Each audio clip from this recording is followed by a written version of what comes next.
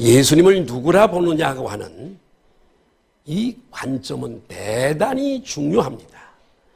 이것은 우리 기독교 신앙의 가장 중요한 요소입니다. 예수님이 누구신가?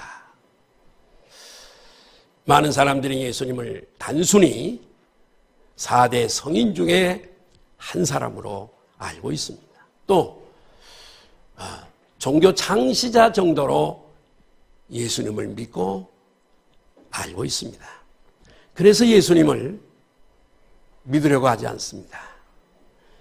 여러분들은 예수님을 누구로 알고 계시고 그리고 누구로 믿고 계십니까?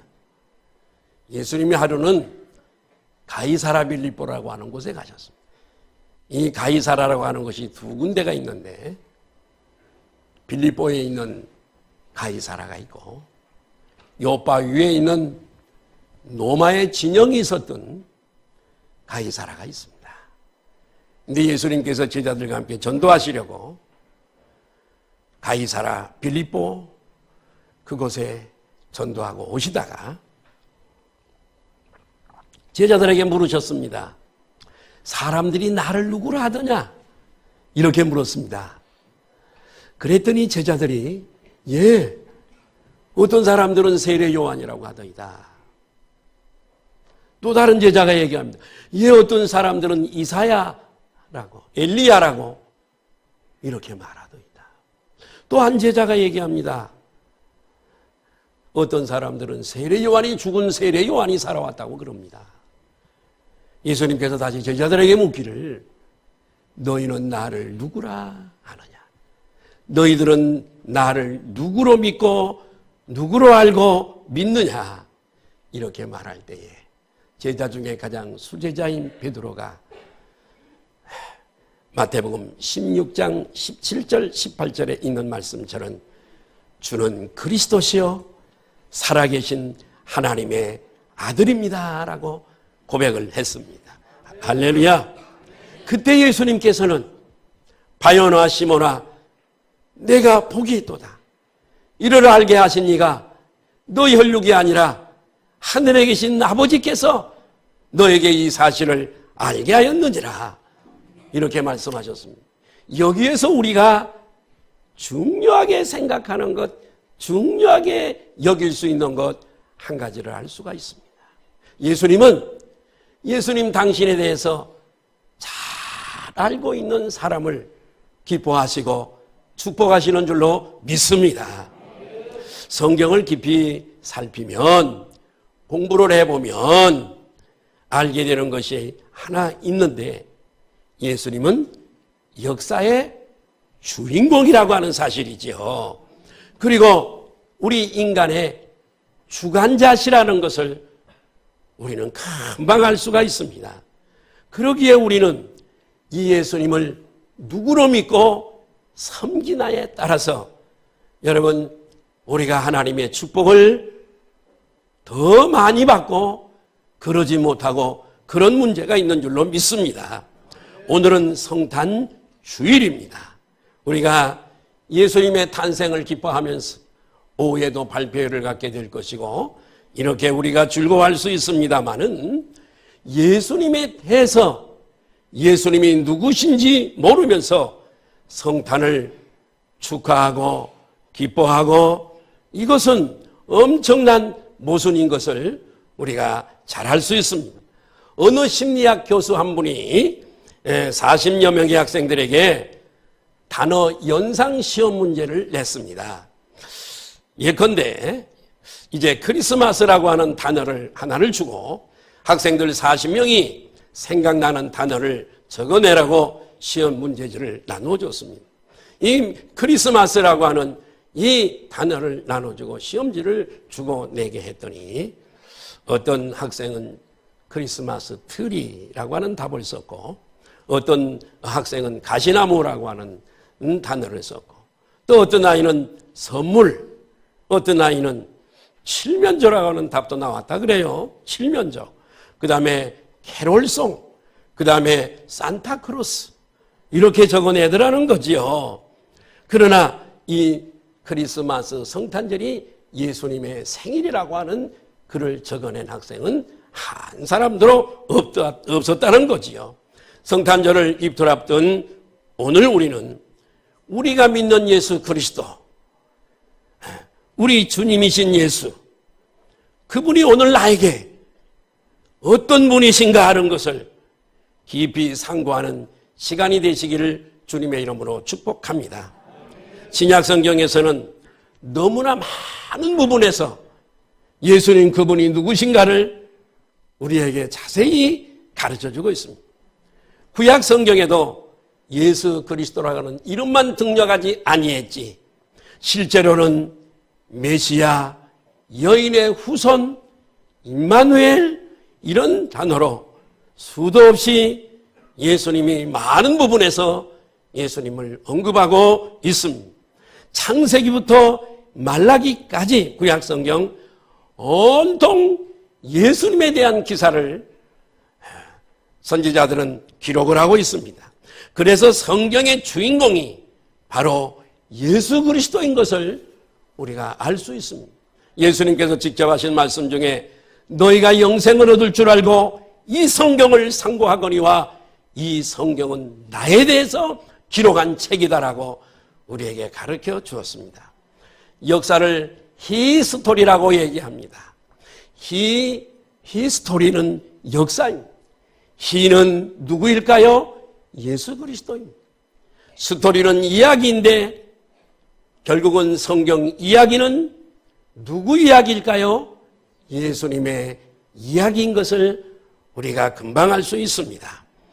특별히 예수님의 탄생을 예언한 이 이사야서에서는 예수님을 어떻게 우리들에게 가르쳐주고 있는지 살펴보면서 오늘 은혜를 나눴으면 좋겠습니다. 첫 번째로 오늘 말씀, 여기 오늘 본문의 6절에 보니까 그의 이름은 기묘자라 모사라. 첫 번째는 예수님의 이름이 기묘자요 모사라고 우리에게 공개해주고 있습니다. 이 말은 예수님은 신성과 인성을 겸비하신 분이에요. 인성을 겸비했기 때문에 잡수지 않으면 배고프고 그러셨습니다. 십자가에 못 박히시면 아프시고 신성을 겸비하셨기 때문에 5개의 떡과 2마리의 물고기로 5,000명을 먹이고 12광주리를 남게 하는 기적을 일으키시고 물을 포도주로 만드시고 죽은 자를 살리시고 무리를 걸으시는 신성이 예수님께 있어서 예수님은 신성과 인성을 겸비하신 줄로 믿습니다. 그래서 예수님은 이 인성을 초월하신 기이하신 분인 것을 말씀해 주고 있습니다. 여기 기이라고 하는 것은 신비라고 하는 뜻이고 놀랄만한 하다는 뜻이 있습니다. 즉 예수님께서는 따라 하실까요? 너무나 위대하시고 신비하시고 다 이해할 수 없고 다 설명할 수 없는 분이시다. 그런 뜻이에요. 기묘자라고 하는 뜻은. 기묘자. 한번 따라 하실까요? 기묘자. 예수님의 이름은 뭐라고요? 기묘자인 거예요. 비밀하신 분이고 신비하신 분이고 놀랄만한 이름이고 기이하신 분이시고 위대하신 분이시고 신비하신 분. 사람의 지식 가지고 다 이해할 수 없는 분이시고. 네. 그래서 이분은 기묘자입니다. 두 번 여기 보니까 모사라고 되어 있어요. 이 모사라고 하는 뜻은 영어 성경에 보면 카운셀러로 번역이 되어져 있습니다. 상담자라고 하는 뜻이지요. 예수님은 상담자인 줄 믿으시면 아멘 하십시다. 예수님은 지혜가 풍성하신 분이세요. 누가 상담해도 그분은 해결할 수 있는 능력을 가지신 분. 우리는 솔로몬 대왕을 잘 알고 있습니다. 이 솔로몬 대왕은 지혜의 왕이에요. 얼마나 지혜가 뛰어난 왕인지 모릅니다. 그래서 이 솔로몬의 지혜를 다 말합니다마는 이제 먼 나라에서 한 여왕이 솔로몬의 지혜를 시험해 보려고 선물을 가지고 왔습니다. 이것은 성경에 있는 얘기가 아니라 성경 밖에 있는 이야기입니다. 스바 여왕이 이 앞에 꽃을 똑같은 꽃을 양쪽에 두고 한 꽃은 생화입니다. 또 한 꽃은 조화입니다. 솔로몬 왕이여 저쪽에 앉으셔서 어느 꽃이 진짜 꽃이고 생화이고 어느 꽃이 가짜 꽃인 것을 분별하소서. 이 솔로몬 대왕은 지혜가 충만한 왕이기 때문에 신하들에게 명령해서 볼통을 가져오겠습니다.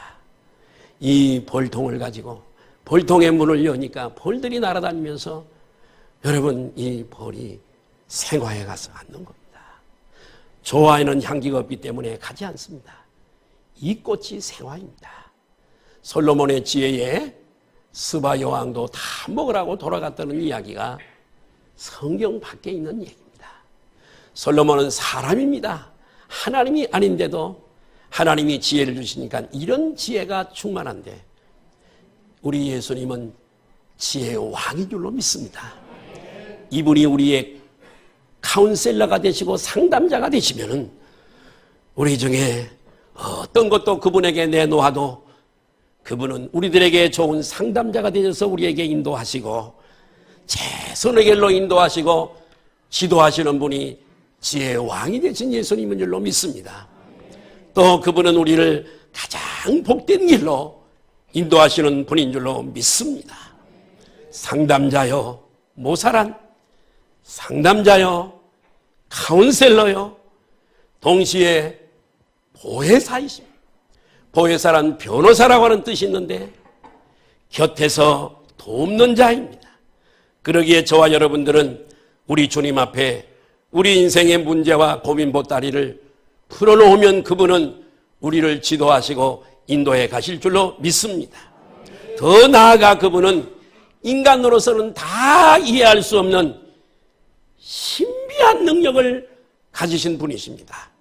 그럴 수 있는 것은 예수님은 이 신성을, 하나님의 신성을 소유하기 때문에 이분이 할 수 없는 일은 아무것도 없는 줄로 믿습니다. 병든 자를 고치시고 죽은 자를 살리시고 그리고 당신도 십자가의 죽임을 당했지만은 당신도 살리시는 부활되어지시는 능력의 하나님이신 줄로 믿으시면 아멘 하십시다. 단순히 이분을 4대 성인 중에 한 분으로 알면 큰 오산입니다. 공자, 석가, 마호멧 이들은 그저 사람일 뿐입니다.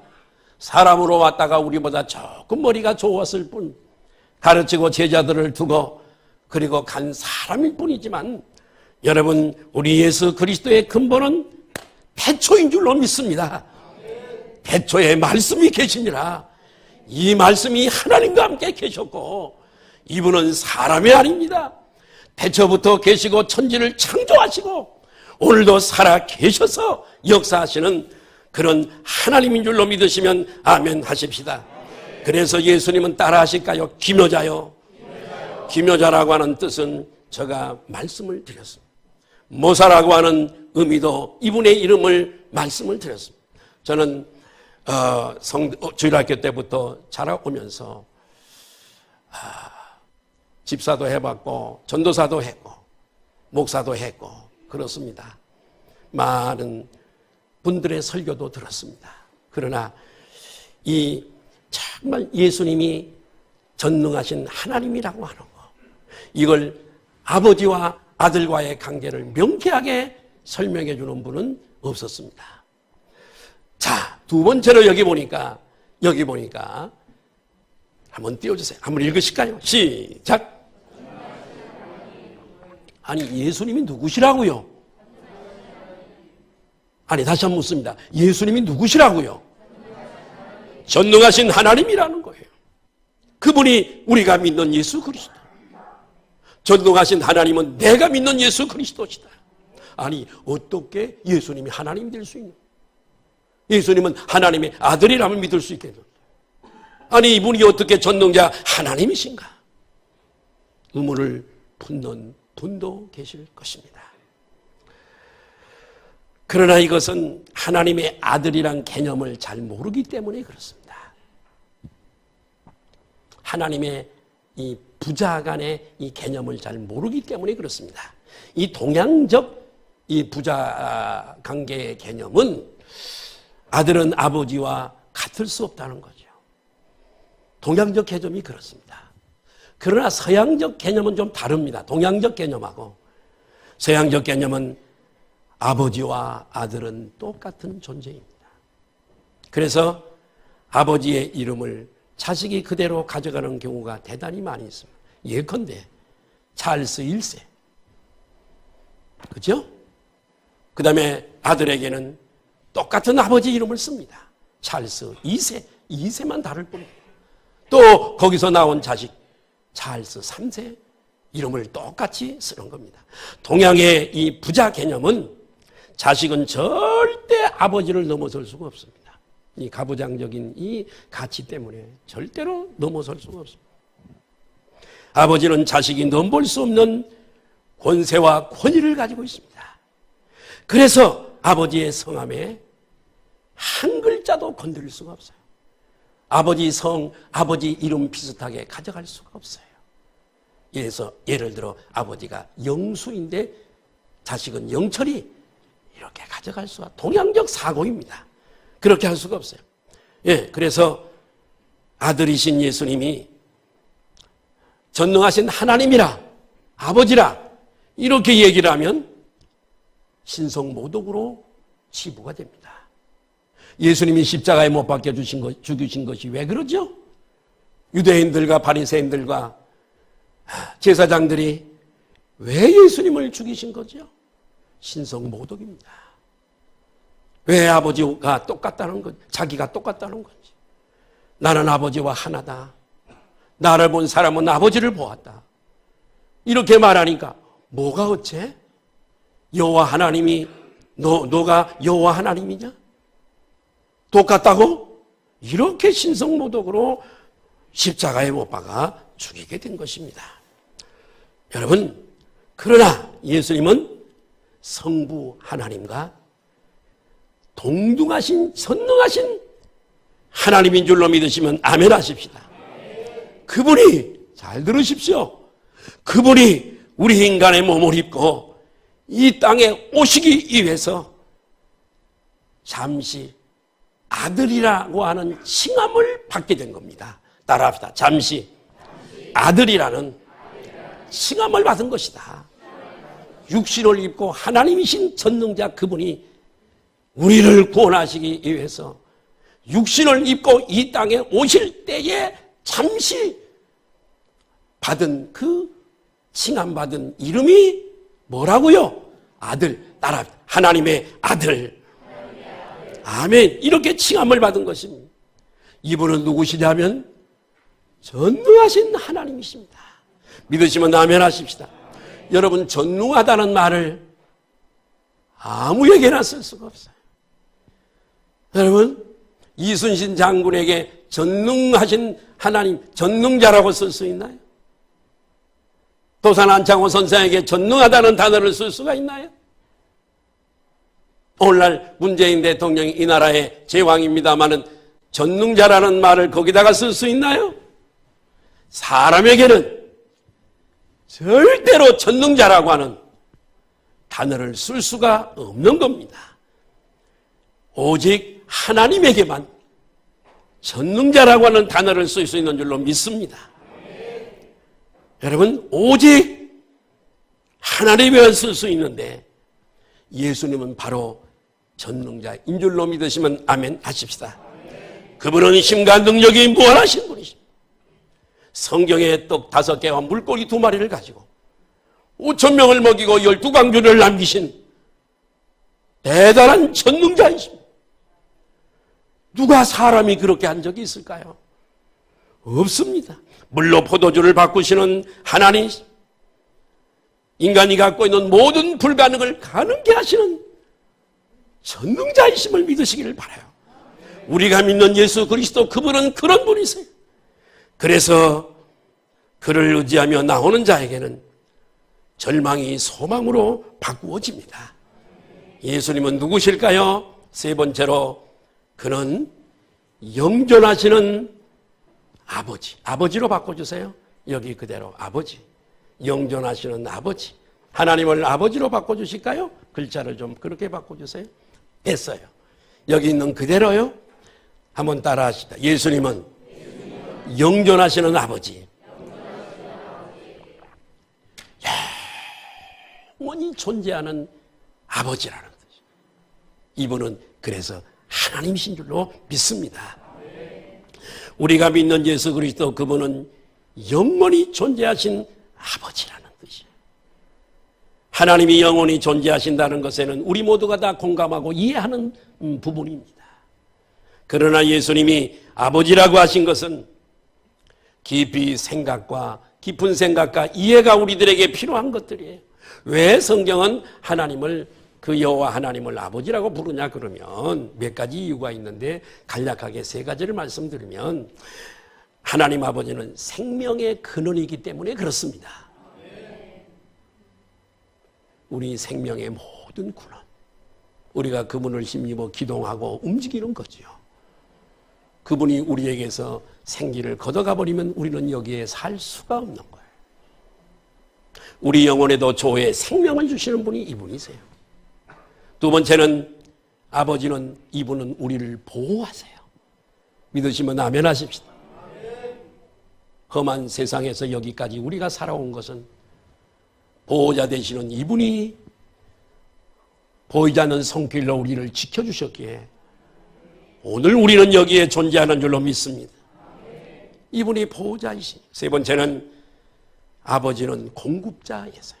이분은 우리들에게 모든 필요를 공급해 주시기 때문에 이분은 나의 아버지신 줄로 믿습니다.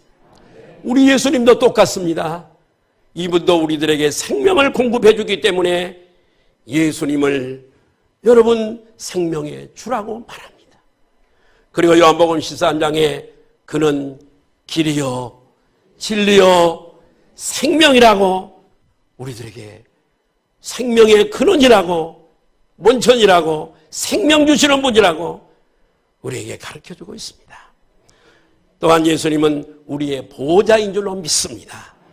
그래서 지금도 우리를 지켜주시고 보호하고 천군 천사를 동원해서 우리를 지키시고 보호하시는 줄로 믿습니다. 예수님의 보호는 일시적인 보호가 아닙니다. 천국 갈 때까지, 천국 가서도 우리를 그렇게 인도하시는 줄로 믿습니다. 육신의 부모는 한계가 있습니다. 세월이 부모의 능력을 다 빼앗아가 버립니다. 나이 늙게 되면은 섬김을 받아야 돼요. 젊었을 때는 가르쳐주고 낳아주고 가르쳐주고 결혼시켜주고 이렇게 공급해주고 이러지만은 나이를 먹게 되면은 다 이런 것들을 빼앗겨 버리게 돼요. 뿐만 아니라 형편과 처지 때문에 한계 상황을 갖게 되어서 자식들을 도와줄 방법이 없어요.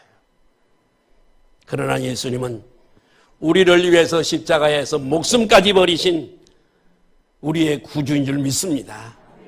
그분은 한순간 만에 아버지가 아니시고 영존하시는 아버지. 우리 한번 세 번만 시작. 영존하시는 아버지, 영존하시는 아버지, 영존하시는 아버지. 영원히 존재하면서 지키시고 보호하시고 공급하시고 인도하시는 아버지가 누구시라고요? 우리가 믿는 예수님이라. 이런 분을 우리가 나의 구주로, 나의 주인으로 믿고 있는 거예요. 마지막으로 우리 예수님은 네 번째로 평강의 왕이세요. 따라하십니다. 예수님은 평강의 왕이시다. 평강의 왕이란 무슨 뜻일까요? 평강의 왕이 무슨 뜻일까요? 예수님은 우리와 하나님과의 막힌 담, 죄 때문에 막혀서 그분에게 가까이 갈 수 없고 그분의 나라에 갈 수가 없습니다. 막힌 담을 헐기 위해서 이 땅에 오셨어요. 그는 사람들의 평화를 위해서 이 땅에 오신 줄 믿습니다. 그래서 예수님이 탄생하실 때에 천사들이 노래를 합니다. 예수님의 탄생을 노래합니다. 그 노래 속에 이 땅에 예수님이 오신 목적이 다 들어있어요. 다 같이 우리 한번 하실까요? 지극히 높은 곳에서는 하나님께 영광이요, 땅에서는 그 기뻐하심을 입은 사람들 중에 뭐라고요? 평화가 있습니다. 여러분, 평화가 누구에게 온다고 했어요? 하나님으로부터 기뻐하심을 받은 사람들 중에, 하나님으로부터 기뻐하심을 입은 택한 백성들에게 임하는 평안이에요. 그래서 예수님이 탄생하실 때 이렇게 노래를 부른 거예요. 그 은혜와 평강은 우리의 아버지, 영존하시는 아버지, 그리고 주 예수 그리스도로 쫓아온다라고, 그분이 주신다라고 말씀을 했습니다. 여러분, 이 성탄절에 그리스도의 평강이 여러분에게 임하시기를 바랍니다. 우리가 왜 평강을 누리지 못하는 거지요?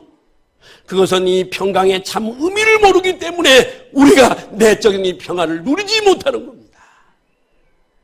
사랑하는 여러분, 예수님이 이 땅에 오신 목적이 우리에게 진정한 평화를 주시기 위함인데, 흔히들 전쟁이 있다가 전쟁이 없는 상태를 평화다라고 얘기를 합니다. 이건 세상의 평화입니다. 이것은, 이 평화는 전쟁이 없는 평화. 남과 북이 6.25 전쟁을 하다가 지금 정전사태 때문에 그걸 없애려고 지금 하고 있습니다만은 사실은 지금 평화의 단계에 있죠. 그러나 우리 이 평강의 왕으로 오신 예수 그리스도 말하는 이 평화, 평강, 이것은 여러분, 이런 전쟁이 없는 평화는 껍데기 평화예요. 이 평화를 말씀하고 있지 않습니다. 참 평안과 참 평화. 여기서 말씀하는 평강의 왕이라고 하는 이 평화, 샬롬, 이 평강은 예수 그리스도를 믿어서, 한번 따라 하실까요? 예수님을 믿어서 구원을 얻어 죄로부터 해방을 누리는 심령의 상태 평화, 전쟁이 없는 평화가 아니고요. 예수님 믿어서 하나님의 자녀가 되고 죄 용서를 받아 천국이 예비되어져 있고 지옥에 가지 아니하고 영원한 천국에 갈 수 있는 자유를 얻게 된 성도들이 느끼는 마음의 평안인 줄 믿으시면 아멘 하십시다. 그래서 예수님이 그러세요. 내가 주는 평안은 어떻다고요? 세상이 주는 전쟁이 없는 그런 평화, 세상이 주는 그런 평화가 아니야. 예수님을 믿고 내 영이 거듭나고 새로운 피조물이 되어져서 제사함과 천국을 얻게 된 그 평화, 하나님과 원수되었던 내가 예수 그리스도 때문에 하나님과 자녀 관계가 되어진, 화목 관계가 되어진 거기서 넘치는 평화와 평안을 말씀하는 줄로 믿으시면 아멘 하십시다. 이 평강이 여러분 속에 있으신가요? 이 평강이 정말 여러분 속에 있냐 이거죠. 예? 이 땅에 사는 어떠한 사람이라 할지라도 예수님을 영접한 사람만이, 거짓으로 영접한 거 말고 껍데기 신자로 살아가는 것 말고 진정으로 예수 그리스도를 믿고 거듭난 예수 그리스도를 영접해 살아가는 사람만이 이 평강을 누리게 될 줄로 믿습니다. 그래서 이 평화 하늘에서 내려오네. 평화에 대한 찬송이 성경에 많이 있습니다. 이 평화는 여러분 이런 평화인 줄로 믿습니다. 성탄은 이런 창세기 15장에 여인의 후손, 모든 사람들이 남자의 씨로 온 남자의 후손인데 이분만 여자의 씨로 처녀가 잉태하여 아들을 낳을 것이니 그 이름을 예수라 하라. 여자의 후손으로 오시는 예수 그리스도로 이분을 계시했습니다. 미가서에 이분은 베들레헴에서 태어난다. 베들레헴에서 그 예언을 따라 오늘 이사야 선지자는 700년 후에, 그로부터 700년 후에 오실 이 그리스도를 예언하면서 그분은 어떤 분인 줄 아십니까? 이분의 이름은 따라할까요? 기묘자여 모사라. 우리가 오늘 믿고 우리가 이 성탄의 기쁨을 나누는 이 성탄절에 이분은 이사야 선지자가 하나님의 말씀을 받아서 우리에게 계시해 주는 이분은 따라가요. 기묘자와 모사, 전능하신 하나님. 이분이 예수님이 전능하신 하나님, 못할 것이 없는 분이시라는 뜻이에요. 우리는 이분의 이름으로 기도하면 응답될 줄로 믿습니다. 이분은 4대 성인 중에 한 분이 아니라 영존하시는 거라고요.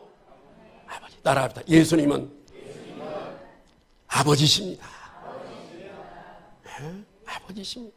마지막으로 막힌 담을 허시고 우리 속에 이 평화, 하나님과 화목이 되어져 있지 않기 때문에 하나님의 칼이 칼집에서 빼져서 심판의 칼을 던질 무렵에 예수님이 오셔서 죄에 막힌 담을 허시고 우리 죄를 다 용서해 주심으로 화목제물 되시는 예수님 때문에 하나님의 칼은 다시 하나님의 칼집에 꼽히게 되고 내가 받을 심판을 예수님이 대신 받아주신 줄로 믿습니다. 그리고 우리 속에 제사함의 기쁨과 은혜를 평강의 왕이 되시는 그분이 우리에게 공급해 주실 줄로 믿습니다. 이런 의미를 알고 2018년도 성탄절을 의미 깊게 누리시기를 예수님의 이름으로 축복합니다. 기도하시겠습니다.